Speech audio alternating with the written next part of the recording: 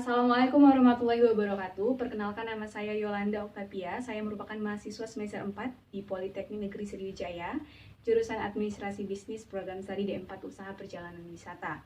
Jadi di video kali ini saya akan menjelaskan mengenai karantina untuk memenuhi tugas saya di semester 4, yaitu ujian akhir semester mata kuliah Keimigrasian dan Kepabeanan. Jadi di video kali ini saya akan menjelaskan tentang karantina di negara tetangga Indonesia, yaitu negara Singapura, seperti video yang kemarin. Jadi pertama-tama saya akan menjelaskan pengertian dari karantina itu sendiri. Karantina adalah sistem yang mencegah perpindahan orang dan barang selama periode waktu tertentu untuk mencegah penularan penyakit. Sistem karantina identik dengan pengasingan terhadap seseorang atau suatu benda untuk memasuki suatu negara atau wilayah. Di sini saya mengambil Singapura. Dalam masa pengasingan, biasanya di area atau di sekitar pelabuhan atau bandara dilakukan observasi dan pemeriksaan kesehatan terlebih dahulu. Masa karantina berakhir apabila diagnosis yang pasti telah diperoleh dan barang tumbuhan tersebut atau hewan tersebut dan manusia tersebut tidak membawa penyakit dan dipastikan sehat dan bersih semuanya. Jadi istilah karantina seringkali disamakan dengan isolasi medis, yaitu pemisahan individu yang menderita penyakit menular dengan populasi lain yang masih sehat. Jadi kalau misalkan di pelabuhan atau di bandara di suatu negara atau wilayah tertentu tersebut tidak dilakukan pemeriksaan karantina, bisa dipastikan penularan penyakit itu cepat. Jadi walaupun pada awalnya karantina dibuat untuk mencegah penyebaran penyakit pada manusia, tetapi pada perkembangan selanjutnya konsep karantina juga digunakan untuk mencegah penularan penyakit pada hewan dan tumbuh-tumbuhan. Jadi bisa disebabkan oleh dua makhluk hidup tersebut juga. Nah, di sini yang harus diperhatikan adalah untuk selalu memeriksa peraturan dan larangan setempat dari negara keberangkatan, transit atau tujuan Anda.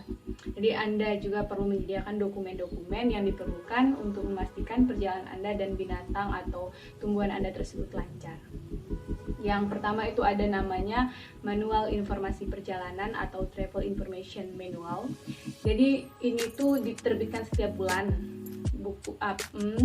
Manual informasi perjalanan ini adalah sumber terkemuka di dunia untuk paspor, visa, dan peraturan dokumentasi kesehatan untuk penumpang. Jadi tim ini sendiri adalah suatu keharusan bagi semua yang terlibat di dalam industri perjalanan. Manual unik ini merinci aturan dan regulasi untuk setiap kebangsaan yang pergi ke setiap negara di seluruh dunia dengan subjek seperti yang pertama adalah peraturan dan rekomendasi paspor, yang kedua adalah peraturan dan rekomendasi visa, yang ketiga adalah kesehatan, peraturan, dan rekomendasi.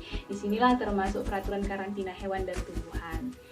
Jadi yang pertama itu adalah pilihan bepergian dengan binatang peliharaan. Yang pertama ada bagasi check-in. Jadi binatang peliharaan Anda dapat bepergian dalam suatu pesawat yang sama dengan Anda sebagai bagasi check-in selama binatang tersebut berusia setidaknya 3 bulan. Jadi diakomodasikan seperti semua jenis kucing peliharaan dan sebagian besar dari ras anjing yang sering dibawa dalam perjalanan. Kemudian ada anjing penolong yang dapat menemani kalian di kabin, tergantung pada negara keberangkatan Anda, negara tujuan atau negara transit. Pembatasan lain juga mungkin berlaku. Jadi di negara Singapura ini sendiri tidak diperbolehkan hewan peliharaan atau tumbuhan dimasukkan di dalam kabin pesawat. Jadi harus di dalam terpisah, tidak dengan penumpang, seperti itu. Karena peraturan kesehatan dan keselamatan kerja, jika berat gabungan hewan peliharaan dan kandangnya melebihi 32 kg, hewan peliharaan tersebut akan melakukan perjalanan dengan kargo. Nah, untuk mengatur hewan peliharaan Anda untuk bepergian dalam kenyamanan dan keamanan yang seperti ber-AC dan kondisi tempatnya memadai, jadi kalian harus menghubungi kantor Singapore Airlines Cargo sebelum penerbangan Anda ke Singapura, seperti itu. Yang selanjutnya adalah checklist sebelum keberangkatan. Hubungi kantor lokal Singapore Airlines setidaknya 2 minggu sebelum keberangkatan Anda. Jadi yang diperlukan untuk checklist sebelum keberangkatan ini diperlukan beberapa pengisian data. Yang pertama adalah tipe atau jenis atau spesies dari hewan peliharaan atau tumbuhan yang akan kalian bawa ke Singapura. Kemudian jenis kelamin, nama hewan tersebut, umur, kemudian warna, berat binatang peliharaan tersebut, berat kandangnya, kemudian dimensi kandang, kemudian impor atau ekspor atau nomor izin transshipment jika ada. Setelah informasi tersebut diterima, akan diperiksa apakah ada ruangan yang tersedia untuk membawa hewan peliharaan Anda, dan memberikan Anda formulir rilis dan ganti rugi untuk dilengkapi. Jadi sebelumnya tuh harus silakan menghubungi kantor lokal Singapore Airlines untuk mendapatkan formulir tersebut. Di sini juga dibutuhkan dokumen-dokumen lain seperti izin impor dan ekspor atau lisensi dari otoritas terkait di negara keberangkatan atau tujuan Anda. Di sini di negara Singapura. Kemudian sertifikat vaksinasi kesehatan dan rabies yang berlaku. Jadi ini tuh untuk hewan peliharaan yang akan kalian bawa. Kemudian dokumen tambahan apapun yang mungkin diperlukan oleh otoritas negara Singapura tersebut. Kemudian jangan dilupakan untuk membawa semua dokumen ini ketika Anda check-in di bandara. Kemudian yang selanjutnya adalah checklist pada saat hari keberangkatan. Untuk memastikan pengalaman perjalanan Anda dan binatang peliharaan bebas dari stres pada hari keberangkatan, ini adalah tips-tipsnya. Yang pertama adalah check-in setidaknya 2 jam sebelum keberangkatan kalian ke Singapura.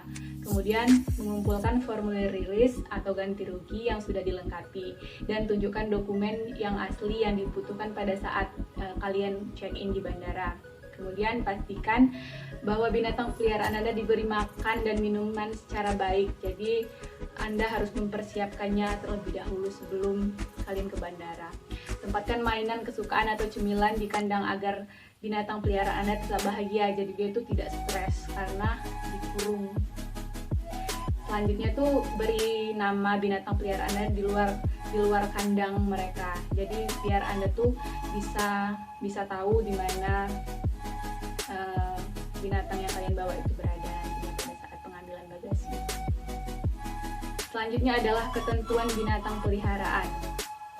Desain dan konstruksi kandang hewan peliharaan harus sesuai dengan persyaratan IATA atau International Air Transport Association.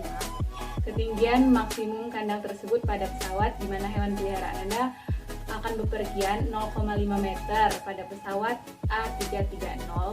Kemudian ini tuh ada banyak jenis pesawat dan ada beberapa peraturan tentang kandang peliharaan untuk membawa hewan ini. Untuk perjalanan yang aman dan nyaman bagi binatang peliharaan Anda, yang harus Anda lakukan untuk menempatkannya di dalam kandang, yang pertama adalah dalam ukuran yang tepat.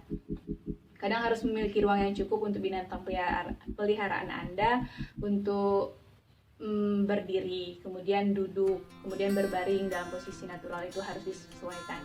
Kemudian makanan dan air tersedia di dalam kandang, baik berada di dalam kandang ataupun di dalam akses untuk diberi makan dari luar kandang. Kemudian yang ketiga ada ventilasi yang baik. Kandang harus memiliki ventilasi yang cukup, setidaknya di 3 sisi kandang tersebut. Sebagian besar ventilasi di bagian atas kandang, jadi biar dia tuh bisa bernapas dengan baik. Kemudian terkunci dengan baik, jelas. Kalau misalkan terlepas, ya membahayakan dari hewan yang dibawa tersebut. Selanjutnya, jika kalian tuh bepergian dengan binatang peliharaan yang kandangnya tidak dihitung sebagai bagian dari jatah bagasi gratis. Mereka dianggap tuh sebagai bagasi tambahan dan akan dikenakan biaya bagasi tambahan, jadi tidak gratis ya pemirsa. Selanjutnya tuh adalah jenis-jenis anjing yang dilarang untuk masuk ke negara Singapura. Yang pertama ada jenis anjing Akita, kemudian anjing Borbol, kemudian Boxer, kemudian Chow Chow, kemudian Japan Chin atau spesies dari Jepang, kemudian anjing Pitbull, kemudian ada anjing Pero de Presa Canario. Jadi itulah aturan-aturan ya, anjing yang tidak boleh dibawa masuk ke negara Singapura. Yang selanjutnya ada anjing penolong. Nah, anjing penolong yang menyertai penumpang penyandang cacat diperbolehkan masuk di dalam kabin pesawat kalau di pesawat Singapore Airlines. Jadi merujuk pada aturan dan larangan khusus negara. Misalnya di negara-negara lain itu anjing tidak diizinkan untuk masuk pesawat. Kemudian mohon perhatikan juga tidak bisa anjing penolong apapun yang termasuk ke dalam jenis anjing yang dilarang yang sudah saya jelaskan di atas tadi, kecuali anjing-anjing tersebut boleh dibawa masuk ke dalam kabin pesawat sebagai anjing penolong. Nah, jika anjing penolong Anda untuk tujuan dukungan emosional dan atau untuk layanan kejiwaan, harap pastikan bahwa Anda memiliki dokumen yang valid dengan kop surat dari ahli kesehatan mental dan atau institusi anjing Anda. Dokumentasi semacam itu harus dibuat atas dasar permintaan.